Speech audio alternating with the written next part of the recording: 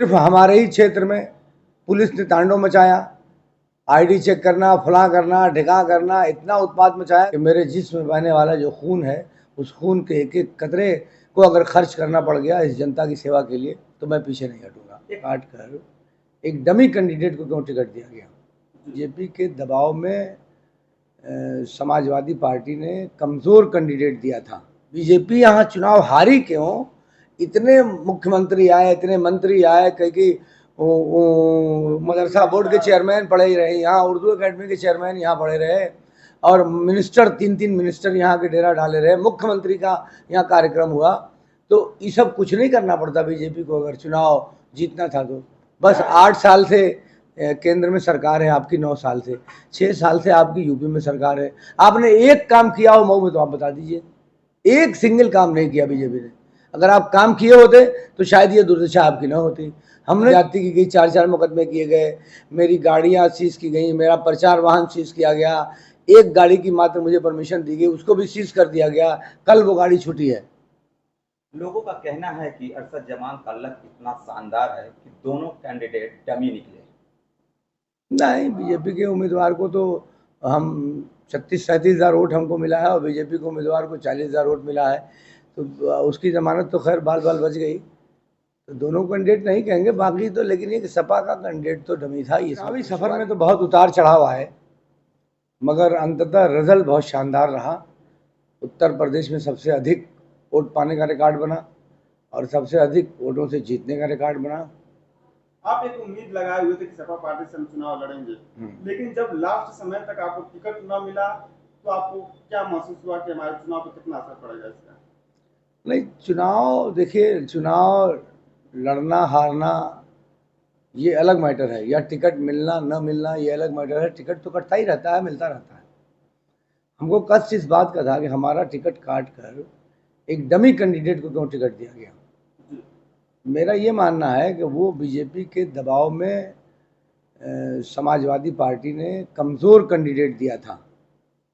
अब उसके पीछे किसका हाथ है? यहाँ के लोकल नेताओं ने राष्ट्रीय नेतृत्व को मैसेज दिया इस तरह का, अपना इन्होंने सौदा किया था, या ऊपर के लोगों ने बात की थी? ये बात अभी विचाराधीन है और ये बात पे अभी चर्चा होनी बाकी है। लेकिन ये बात तो क्या लगता है यदि अगर अरशद उनको क्या कहते हैं आबिद अख्तर को अगर टिकट न देकर किसी अच्छे अगर व्यक्ति को, अच्छे नेता को अगर टिकट दिया गया तो क्या साइकिल यहाँ से चल पाती मुंह में?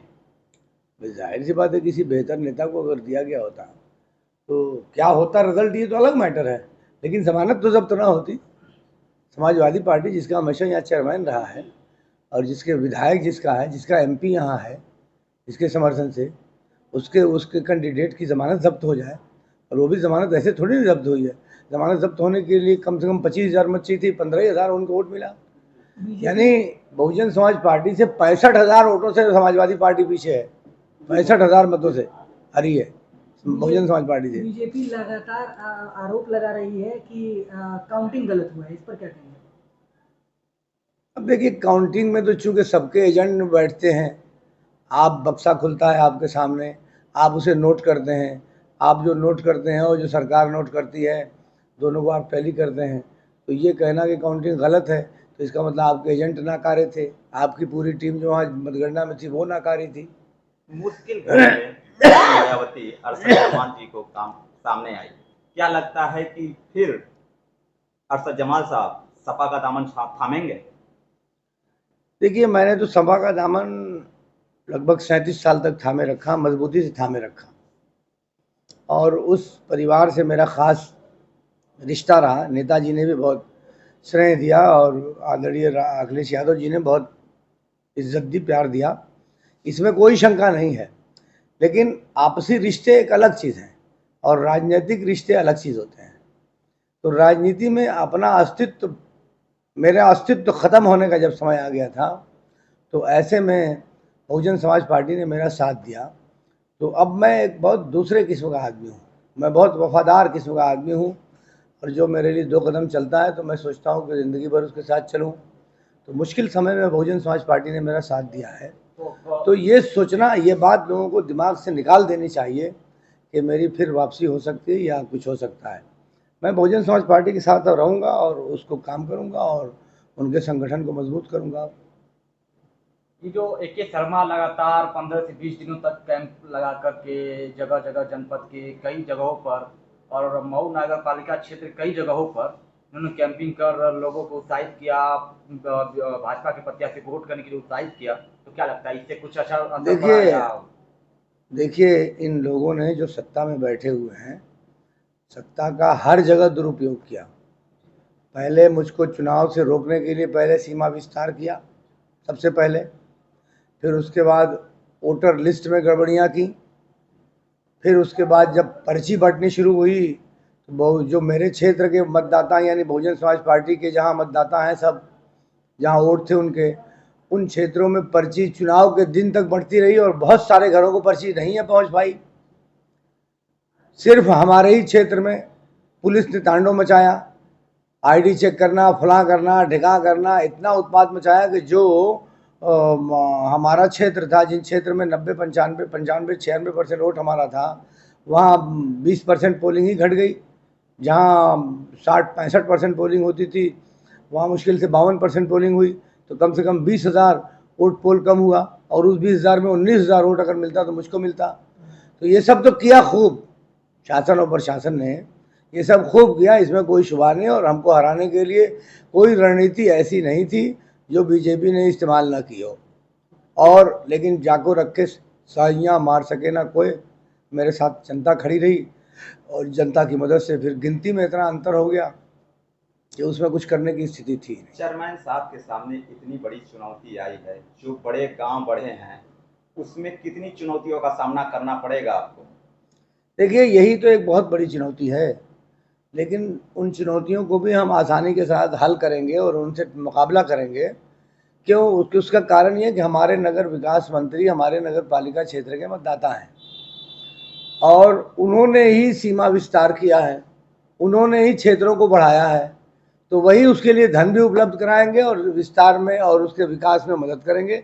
मैं इतना जानता हूँ और मैं उनसे शपथ हो जाती है तो मैं फौरी तौर से उनके पास जाके मिलूँगा और सरकार के साथ मिलकर काम करूँगा। क्योंकि मेरा मानना ये है कि बिना सरकार के साथ मिले हुए जनता की सेवाएं देना संभव नहीं है। जनता की जो जिम्मेदारी थी जनता ने पूरी कर दी, अब हमारी जिम्मेदारी ये है कि हम जनता की उम्मीदों पर कैसे खरा उतरते हैं।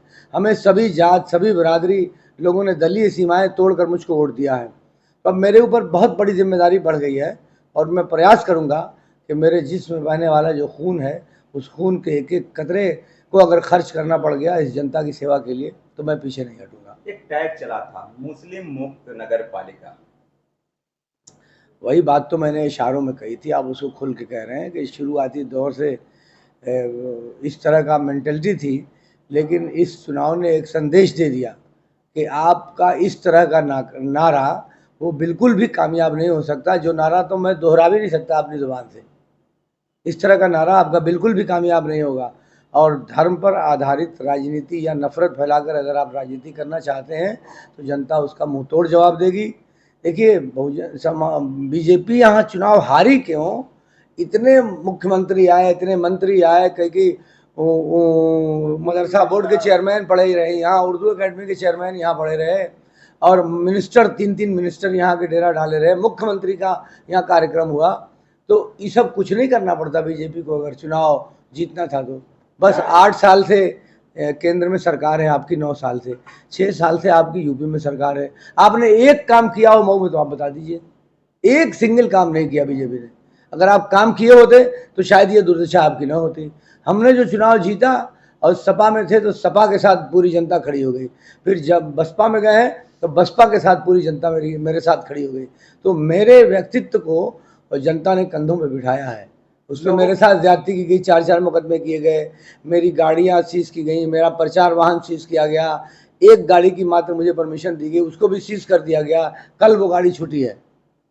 लोगों का कहना है कि अरशद जमान का लक इतना शानदार है कि दोनों कैंडिडेट डमी निकले। नहीं, बीजेपी के उम्मीदवार को तो हम 36-37 हज़ार वोट हमको मिला है और बीजेपी के उम्मीदवार को 40,000 वोट मिला है, तो उसकी जमानत तो खैर बाल बाल बच गई। तो दोनों कैंडिडेट नहीं कहेंगे, बाकी तो लेकिन ये कि सपा का कैंडिडेट तो डमी था, इसमें कोई शुबा नहीं। और मैं ये बात चुनाव की बहुत पहले से कह रहा हूँ, और इसी बात ने मुझे दल बदलने पर मजबूर कर दिया। एक और बात निकल के सामने से आई है, तैयब फाल्की के गढ़ में जो बूथ होता है उनको आबिद अख्तर को सिर्फ 8 वोट मिले हैं, इस पे क्या कहेंगे? देखिए, हाजी इरफान साहब राष्ट्रीय सचिव हैं समाजवादी पार्टी के, और मेरा टिकट कटवाने में ये भी बड़ी महत्वपूर्ण भूमिका है। ये भी बड़ा कटवाने में आगे थे, और उनके बूथ पर 8 वोट मिला।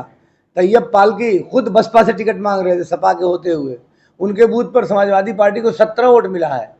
तो अब जो मिला है 15,000 वोट, उनमें तो अल्ताफ अंसारी का वोट अलग होगा, तैयब फाल्की का वोट अलग होगा, समाजवादी पार्टी का वोट अलग होगा, हाजी इरफान का वोट अलग होगा, और बड़े बड़े नेता तमाम और भी लगे हुए थे उसमें। तो उन सब लोगों का वोट अलग अगर किया जाएगा तो समाजवादी पार्टी का वोट क्या बचेगा, उसमें ही समझ ही नहीं आ रहा। इस बात से क्या संदेश जाता है कि खुद लोगों ने वोट नहीं दिया, कि उनके लोगों ने नहीं दिया, तो आबिद अख्तर के साथ क्या ये विश्वासघात हुआ? देखिए, आबिद अख्तर के साथ विश्वासघात नहीं हुआ है।